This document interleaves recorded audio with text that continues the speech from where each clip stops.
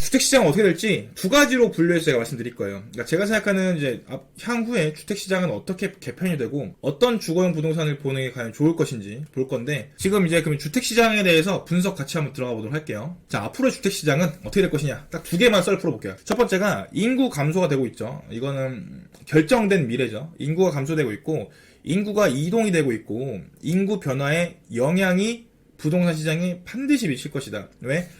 부동산은 가만히 있는데 인간이 가치를 부여한 거기 때문에 가격이나 혹은 가치의 변화를 파악을 하려면 인간을 봐야 된다고 생각을 하거든요. 그래서 제가 봤을 때는 핵심 지역의 과밀화, 지방 소멸이 더해서 나타날 거라 생각해요. 그러니까 더 쉽게 말씀드리면 부동산도 양극화가 되게 심해지지 않을까. 지금 사람들도 부에 따라서 양극화가 심해지듯이 사람들 사이에서도 양극화가 되게 심해지지 않을까, 이런 생각을 하게 됩니다. 실제로도 그렇게 나타나고 있고요. 지금 부동산 가격이 다 떨어지고 있는데 하이엔드 지금 아파트나 하이엔드 오피스텔은 가격이 더 오르고 있죠. 뭐 100억인데 120억인데 이런 것들, 그쵸? 거기다가 하나만 더 추가해서 말씀드리면 부동산 시장의 세분화가 가속될 것이다. 이게 뭔 뜻이냐면, 애초에 우리가 부동산 시장을 말을 할 때 주거용, 상업용, 공업용, 뭐 임지, 농지 이렇게 구분을 한단 말이죠. 지금까지 구분을 해왔다가 산업이 발달을 하고 부동산 시장이 발달을 하게 되면서 주거용에서도 새 분류화가 시작이 됐어요. 그래서 아파트니 오피스텔, 주거용 오피스텔이니 뭐 생수기니 다세대 다가구, 단독주택, 다중주택 이렇게 되게 다양하게 새 분류가 진행이 되죠. 근데 아파트도 보시게 되면 지금처럼 5구형, 8사형, 그리고 지역마다 당연히 분류되고 뭐 강남, 서초, 용산 이런 식으로 이제 구분이 됐었는데, 이게 아니라 그 안에서도 대형과 소형, 고가와 중저가 이런 식으로 지금 우리가 예측할 수 없는 되게 다양한 방식과 분류 방법으로 주거용 부동산이 더욱더 세분화되지 않을까 싶습니다. 그래서 시장이 세분화가 더욱 되면 될수록 어떤 현상이 일어나게 되냐면 가격 수준 잡기가 더 어려워질 거예요. 조금 더 고급 정보 하나 풀어드릴까요? 이게 나중에 할 건데, 지금 재개발 재건축의 방향 자체가 대규모 재개발 재건축은 2020년대로 끝으로 아마 없어질 겁니다. 법이 그렇게 돼 있어요. 아마 10년, 20년 뒤엔 도시정비법은 사문화되거나 아니면 법이 없어질 거예요. 왜? 지금 하고 있는 방향이 뭐가 있죠? 생각해봐요. 왜 그렇게 생각해? 강사나? 왜, 얼마이 TV는 왜 이렇게 생각할까? 생각해보시면, 소규모 정비 사업이 굉장히 많이 뜨고 있습니다. 가로주택 정비 사업이라던가 모아타운 같은 것들이 뜨고 있죠. 대규모로 재개발 재건축을 할 경우에 물론 가면 수익성 좋지만 되게 사업이 장기화가 되어 공급이 바로바로 되지 않는다는 뜻입니다. 조합 설립 인가된 다음에 10년, 20년 뒤에 되잖아요. 그럼 이거 정부 입장에서 좋지 않아요.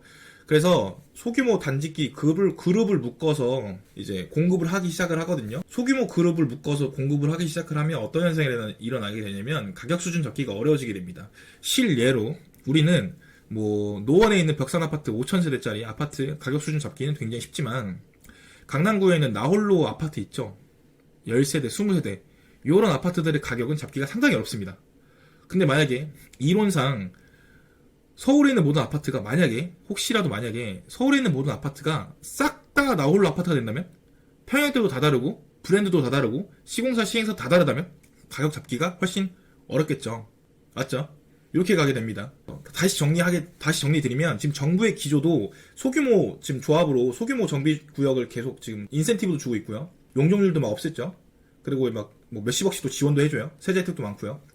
이렇게 지금 끌고 가고 있는 상황인 거고, 두 번째로 은행 입장에서도 사실 대규모로 들어가면 요번에 뭐 레고랜드 사태라던가 뭐 PF 요즘에 막 그런 것도 있죠. 그래서 한 번에 1,000억을 빌려주기보다는 10억씩 100개 빌려주는 게 훨씬 더 리스크 관리에 또 용이해요. 포트폴리오 이런 좀 아시면 아실 텐데.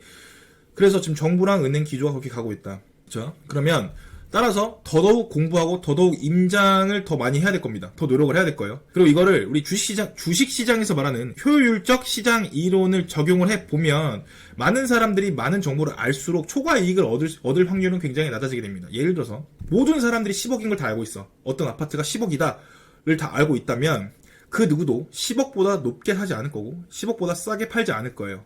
이런 현상들을 통틀어서 우리는 초과 수익이 없어진다, 이렇게 말씀을 드리게 됩니다. 여기서 하나 더 말씀드리면 정상 수익률 정도밖에 얻지를 못할 것이다. 즉 물가 상승분밖에 먹지 못할 것이다. 이렇게 보는 게 대다수입니다. 두 번째, 그러면 이 아파트 중에 뭐에 좀 더 포커스 오늘 하는 게 좋을까 하면 제 사견으로는 대형 아파트에 주목하는 게 좋을 것 같습니다. 우리가 부동산 공급의 비탄력성이라고 제가 저번 시간에 말씀드렸죠. 다시 설명드리면 부동산 공급은 비탄력적이에요. 지금 당장 A라는 상품이 좋다고 해서 A라는 부동산을 엄청 만들어낼 수가 없어요. 허가받고 뭐 하고 하는데 최소 3, 4년, 5년 이상 걸리죠. 그렇기 때문에 시기의 차이가 안 맞아요. 이 괴리에서 사람들이 이제 돈을 버는 거거든요. 이렇게 그 시간의 차이가 있기 때문에 부동산 공급이 바로바로 되지가 않아요. 지금 현재 그 아파트 많이 보신 분들은 아시겠지만 신축 아파트 중에 대형 아파트라고 불릴 만한 게 딱히 별로 없어요. 왜? 2010년도 내외로 해가지고 소형 아파트들의 인기가 되게 많아졌거든요. 왜 그럴까요? 바로 위에 있는 인구 변화의 영향이 있습니다. 여기 보시면 반가로 1번의 끝에 인구 변화의 영향이 있었어요. 4인 가족에서 2인 가족, 그다음에 그 혼자 사는 가족이라는 건 아무튼 1인 가구와 2, 3인 가구의 비중이 높아졌기 때문에 소형 아파트의 인기가 많아졌어요. 그럼 2010년 당시에 그 이전에 만들어졌던 소형 아파트들은 가격이 많이 올랐겠죠. 이걸 보고 공급업자들이 소형 아파트를 계속 만들었겠죠. 그래서 지금 나와 있는 것 대부분은 다 소형 아파트입니다. 84형 이하예요. 물론 주거용 오피스텔 좀 많이 다르지만 아무튼 그래서 2010년대 이후로 같이 볼까요? 대형 아파트 수요가 줄어들면서 대형 평수 공급이 줄었다. 당연히 대규모 가족은 줄어들겠지만 4인 가족은 많이 줄겠죠. 그 줄어드는 속도보다 이미 많이 줄었기 때문에 거기서 더 줄어드는 속도보다 신규 공급이 더 없어져서 대형 아파트의 상대적 희소성은 증가하지 않을까라고 생각을 합니다. 저뿐만 아니라 다른 전문가들도 그렇게 말씀드리고요. 지금 이 현상은 일단은 국지적으로 하이엔드 아파트들이 나타나기 시작합니다. 비싼 아파트들 있죠. 이런 아파트들에 나타나기 시작을 하게 됩니다. 그래서 정리를 하면 인구의 감소에만 포커스 오늘 하는 게 아니라 인구가 이동이 어떻게 될 것이냐. 핵심 지역이 더 가밀화될 것이고 인구 변화가 예상이 된다. 막말로 이론적으로 우리나라 인구가 1000만 명이 됐다고 해봅시다. 근데 그 1000만 명이 다 강남구에만 살아요. 그러면 강남의 가격이 오를까요 떨어질까요? 당연히 강남 가격이 오르겠죠. 결국에 일본도 지금 그렇거든요. 그 일본에 3구 있어요. 뭐 미나토구 이렇게 있거든요. 거기는 버블 이후에 회복 속도가 엄청 빠릅니다. 일본의 핵심 지역은 제가 저번 시간에 말한 것처럼 일본이 그 부동산이 한번 버블이 터졌다고 하더라도 일본의 핵심 3구는 바로 회복했어요. 거의 바로. 그렇기 때문에 핵심 지역의 가격은 조금 더 안정되지 않을까 싶고 그 다음에 대형 아파트에 조금 더 주목을 해보는 게 좋지 않을까 싶은데 2번 같은 경우는 사실 우리들 클래스에서는 조금 쉽지 않아요. 최소 1, 20억 이상 들어가기 때문에 쉽진 않고 물론 우리라고 해서 죄송합니다. 죄송합니다. 제 클래스에서 쉽지 않고 요거를 조금 더 한번 분석해보지 않을까 싶습니다. 저는.